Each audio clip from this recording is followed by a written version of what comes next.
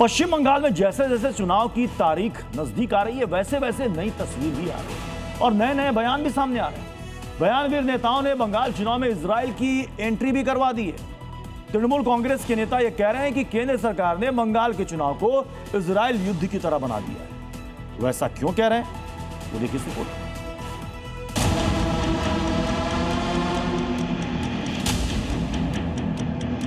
Vote केंद्र में जाकर अपना वोट खुद डाल के निर्भीक और भय मुक्त होकर वोट डालिएगा। अच्छे से वोट दीजिएगा, कोई डरने की जरूरत नहीं है। आप जैसा फौज लेके आए हैं कि जैसा इजराइल के साथ लड़ाई हो रहा है। बंगाल में वोट युद्ध की इजराइल की बारूदी वॉर से तुलनात्मक विवेचना करने वाले ये दीदी के चहेते विधायक हैं। इनका नाम है मदन मित्र। दो बार विधायक रहे हैं और मंत्री भी।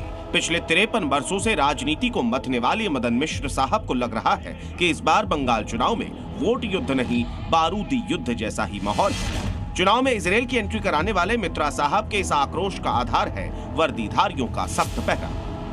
जिस तरह पश्चिम बंगाल में केंद्रीय फोर्स की तैनाती की गई है, उससे आहत तृणमूल कांग्रेस के विधायक ने चुनाव आयोग के फैसले के बहाने केंद्र सरकार पर कुछ यूं शाब्दिक बाणों से प्रहार किया है। आप जैसा फौज लेके आए हैं कि जैसा इजराइल के साथ लड़ाई हो रहा है। आप जितना फौज लाएंगे, जितना अस्त्रों आप लाएंगे, मेरा अस्त्र होगा धर्म, न्याय, सत्य। शब्द शब्द में तलखी है, नाराजगी में अति है और टारगेट पर केंद्र की बीजेपी सरकार की नीति और चुनाव आयोग की रणनीति है। बंगाल में हिंसा रहित चुनाव कराने के लिए चुनाव आयोग ने बंदूकधारियों की भारी भरकम तैनाती कर दी है। सीआरपीएफ, बीएसएफ, एसएसबी जैसी केंद्रीय सशस्त्र पुलिस बलों के इतने जवान तैनात कर दिए गए हैं जितना आज तक कभी नहीं हुआ। पहले चरण के चुनाव से 4 रोज पहले भी चप्पे चप्पे पर वर्दीधारी तैनात हैं।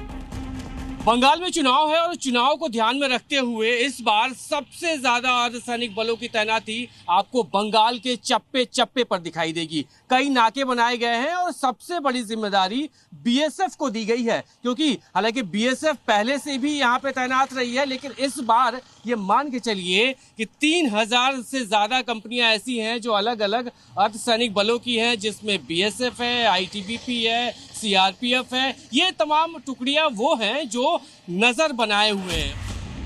ये जो तैनाती है फोर्स की, यही नाराजगी की वजह है बंगाल की सत्ताधारी पार्टी की।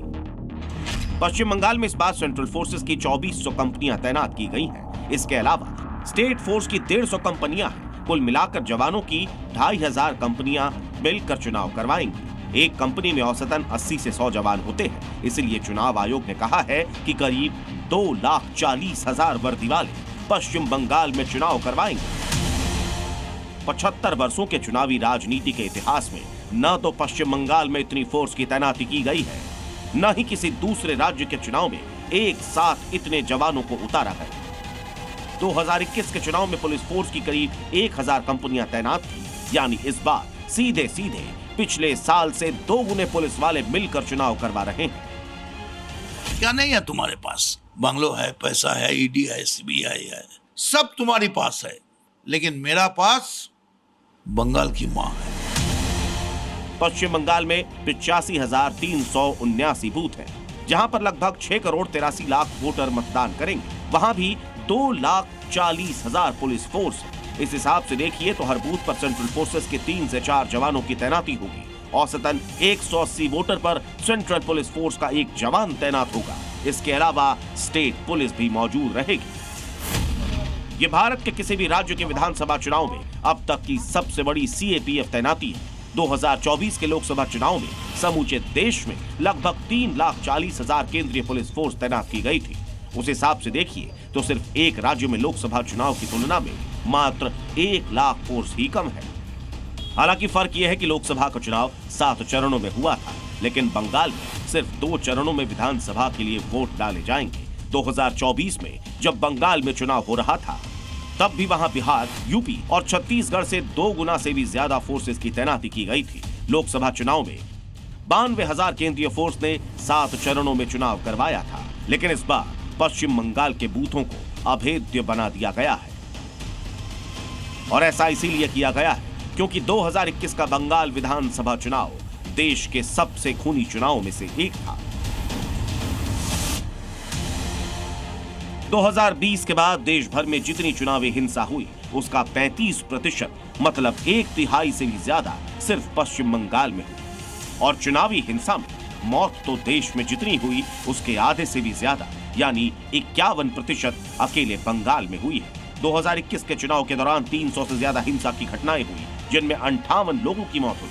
मतदान के दौरान ही 123 खूनी हिंसक झड़प हुई जिनमें 19 लोगों की मौत हो गई। इसी रक्त रंजित इतिहास के कारण सेंट्रल फोर्सेस की तैनाती की गई है, लेकिन राज्य की सत्ताधारी पार्टी इस तैनाती की तुलना इजराइल वॉर से कर रही है।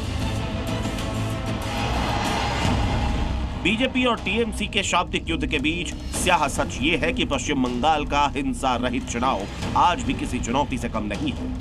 इसमें भी कहीं से दो राय नहीं कि सत्ताधारी पार्टी टीएमसी से जुड़े कार्यकर्ताओं पर गुंडागर्दी का सबसे अधिक आरोप लगता है। इस बार 2 चरणों में चुनाव भी हो रहे हैं। यही कारण है कि इतनी बड़ी तादाद में सेंट्रल फोर्सेस को उतार दिया गया है। कोलकाता से ब्रजेश तिवारी के साथ ब्यूरो रिपोर्ट, जी मीडिया।